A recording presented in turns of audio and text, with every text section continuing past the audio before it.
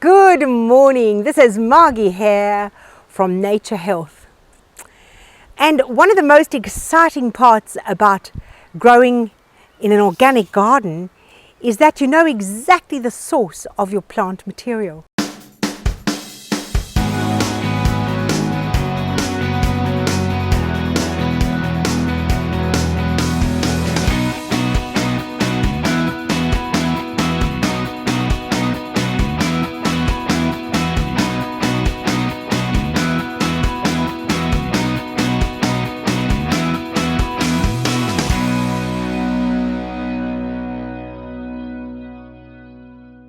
Some of you who've watched my Facebook, I have gone on and on and on extolling about the virtues of this absolutely magnificent plant, pineapple sage. So it's very, very easy to grow from a slip. So what I do is I pull a heel. So I've got an old wood and I pull a heel. Now that's not a good heel. So if it's not a good heel, I don't use it. That's a little bit better. Not fabulous. That's not fabulous either. Never mind. We'll just go on to this one. You see, it might be that it's a little bit too dry. I like a good heel. I just want to show you what a heel is. So you actually pull the plant. Now, that is a good heel. A good heel is when you get the old wood and the new wood in a heel. This is called a heel. So all of these plants, these basils, were grown all from heels, the whole lot. All the basil in my garden is from heels, and the same with the rose pelargonium. So now what do you do once you've got the heel? You cut the plant off. You cut down 1, 2, 3. This new shoot that's growing, you cut the top right off. And there's another couple of new ones, but they're not big enough to cut off, so I would just leave them. Now what you do is, you get some organic honey. Now, if you don't want to use honey,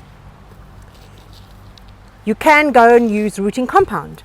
But rooting compound is a chemical-based product, so it's not welcome in my garden. But the natural honey product works just as well. I've been using honey for years for propagating. So I'm just going to dip my heel into the honey. I'm going to stick my finger down so it's deep enough to take the heel. I'm sticking the heel right into the plant, into the little hole, and I'm tucking it down. So that is my new pelargonium plant for spring, all ready to go. So from 4 heels, 1, 2, 3, 3 of them took. This one might still even take. It's still got a green, well, it might still. So you won't get 100% strike. Now, if you're not happy to go with a strike into a pot, with your heel, so heels work extremely well with basil as well as these two. Just look at these heels. I haven't had, not one of them is a failure. Can you see how the roots have grown straight out of the heel? Look at the heel and look at all the roots. So those you can plant straight into the ground, and you've got a fabulous basil already starting now in the winter. These are ready to plant into the ground.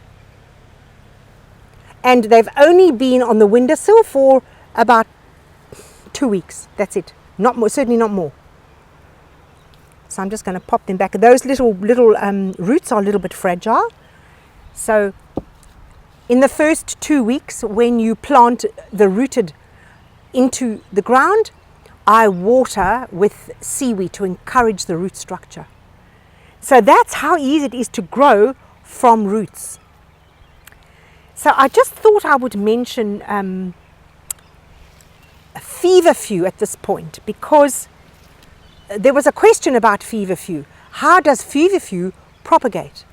From this little section that I've cut off from my feverfew plant, how many new plants do you think I'd get from here? Probably about 30. It's probably about 30, believe it or not. So let me just show you how easy it is.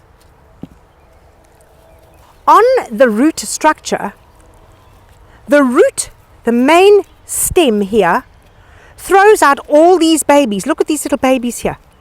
They're just coming off the main stem. And that is your new plant. You dip that into the honey and you have a new plant. You dip that into the honey and you have a new plant. It does not matter if it is a heel or not. It does not matter. So just from that little bit, look, we've got 1, 2, 3, 4. Just look at them, all the way up the stem are these beautiful little babies ready to plant.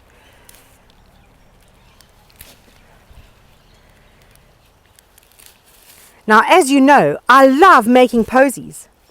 So look at these beautiful flowers, and it flowers right through the winter.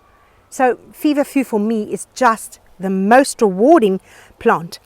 Now, for anyone who's having issues with headaches, migraines, you can eat up to 2 to 3 leaves a day. You just put it in a sandwich and eat it like a lettuce. It's got a slightly bitter taste. Just wash off the sand, and it's a completely natural way to help the body get rid of migraines and headaches and things like that. So look at all these baby plants. We've got plants, babies for Africa here. Okay, so how easy was that? So if there are other things you want to know how to propagate, why don't you put a question in the section below? I'll be happy to answer. For those of you who watched the video that I did on how to make a tassie massie, when I was stripping the carnations, this is the bottom end of the carnation. So what have you got here? You've got new babies. So I've got 1, 2, 3 new carnations that I can plant in the garden. I just snip it off, dip it in the honey and plant it in the garden, and I've got new carnations for the coming season. So there's lots and lots and lots of ways to increase your garden without spending a lot of money. My main objective is to increase the garden and recycle as much as possible. Share with friends, ask them for slips. Just the abundance that's around us, let's just tap into that abundance. So if you enjoyed that video on propagating from the roots, click the like button. And if you'd like to buy my ebook on organic gardening, it's a series of ebooks, then just pop onto the shop on my website, www.NatureHealth.com.au. Have a wonderful day gardening.